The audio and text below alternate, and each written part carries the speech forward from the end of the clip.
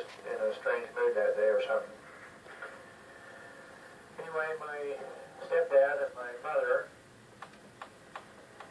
I was living with them at the time,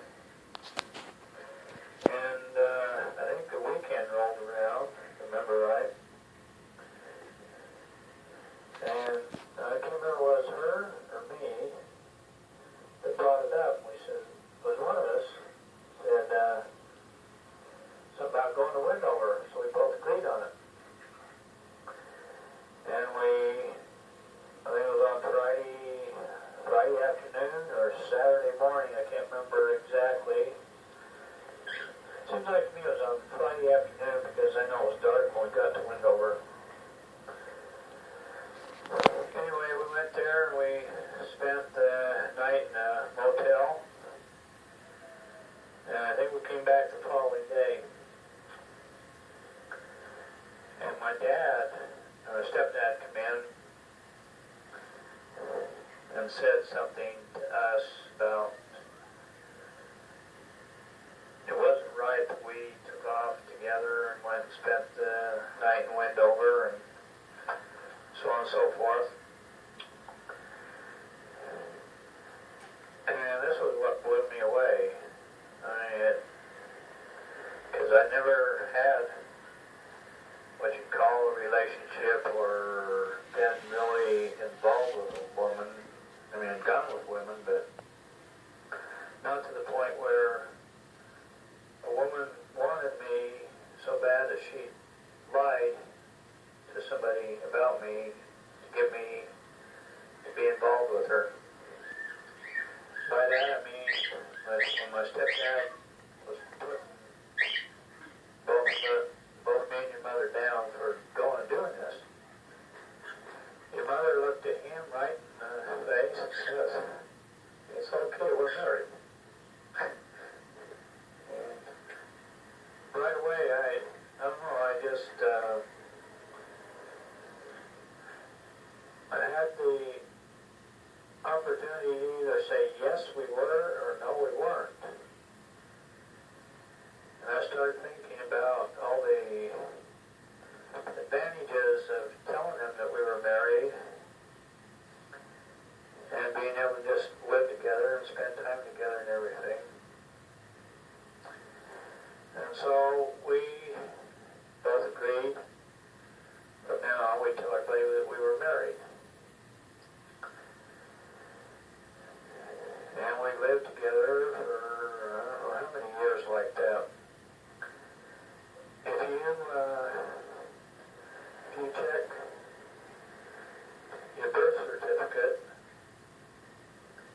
and check the marriage date on the marriage license of me and your mother and the divorce date, you'll see that what I'm telling you is the truth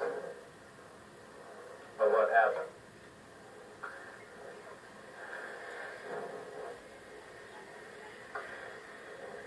Anyway, we started living together as husband and wife and just lived that way for years.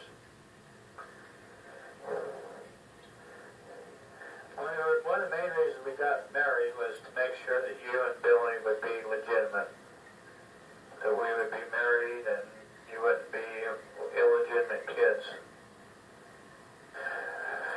Unfortunately, like a lot of people that are married or living together do, me and your mother had a lot of arguments. Sometimes they were over practically nothing.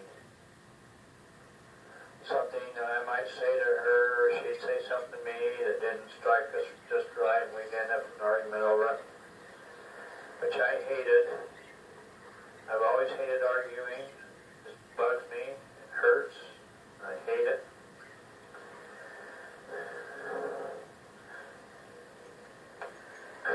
But I did have a good life with her, even without,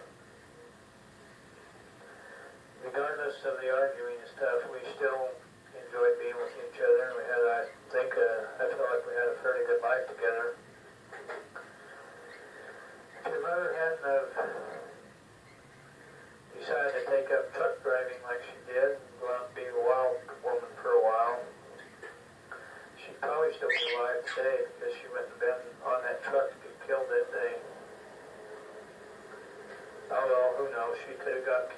an auto accident or something else, but I kind of feel like that's one of the things that led to the situation. You know, she really regretted what she'd done.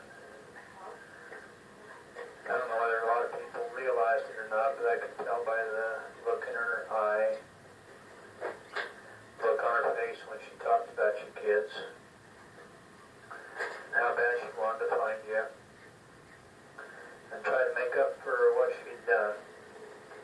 Getting back to my wife for a minute, it's not because she's ignorant or mean or anything like that. She doesn't want me right now to get together with you and Bill.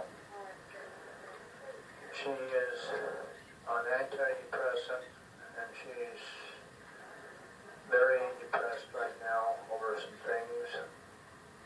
She's having a hard time handling whatever comes along right now. So that's why I've got to give her a little time, find the right time to talk to her about getting together with you guys. I know I could do it behind her back, but if I did that, I didn't have her permission to do it, that would just make her feel more insecure and more afraid of losing me to you guys. So anyway, I say I want to try to wait as much as possible until she feels better about me seeing you. I don't know if you understand why people feel the way they do about situations like this or not. It's not bothered me the way it does some other people. I just remembered another time when me and you and Mother and Billy were together. We were living out on State Street by right around 27th South. And we moved into this duplex. And when we moved in, and when I went to look at the place, it was very clean and neat and tidy. No sign of any bugs or whatever, at least as far as I could tell.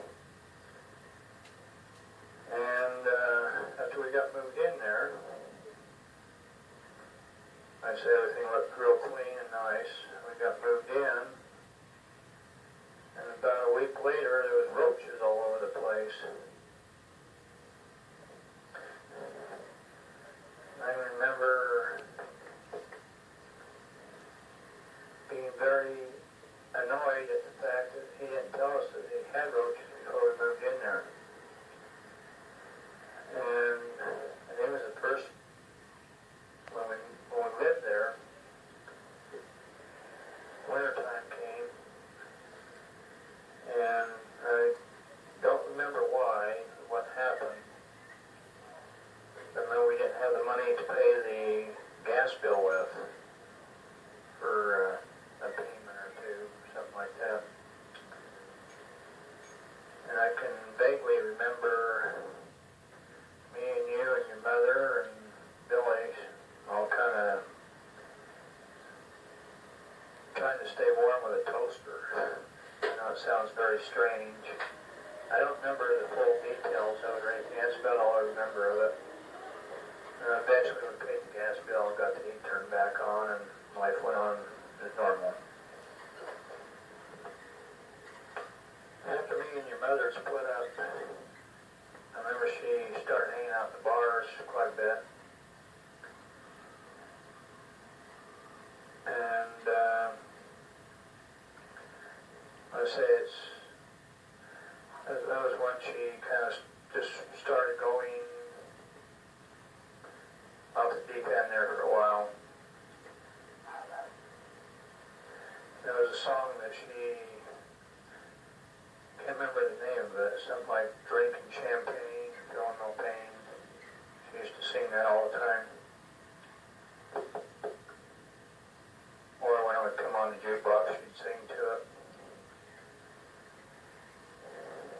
And she like to be called Angel. I don't know why. Anyway, that's what I called her, kind of like a pet name or nickname was Angel. That's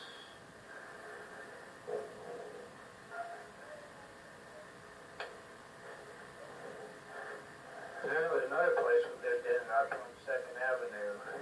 It was a duplex, one upstairs and downstairs. I don't know what happened, but I remember one time you and Ed were calling. You called out the window or something. I don't remember what happened. I just happened to see you. And you were there at the window trying to hang on. You were going to fall, and I grabbed your hand and pulled you back in. I don't know, you're probably too young to remember that. I'm just trying to think of little things. I thought maybe I'd put a short videotape together. I had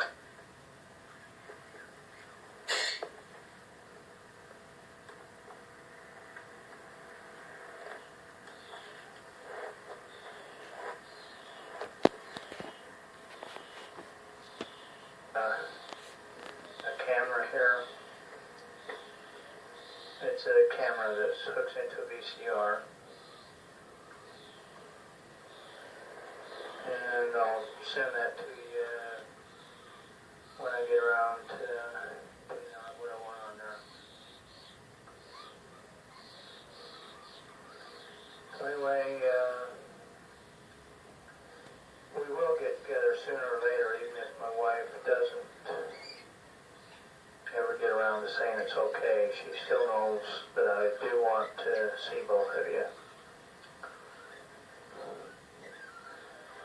So anyway, I said, I don't know how long it'll take, but I will put some kind of videotape together for you. So you can have that put in VCR anytime you feel like it. But two people that would like to talk to you and Bill. My sister Rose, and her phone number is 359-7570.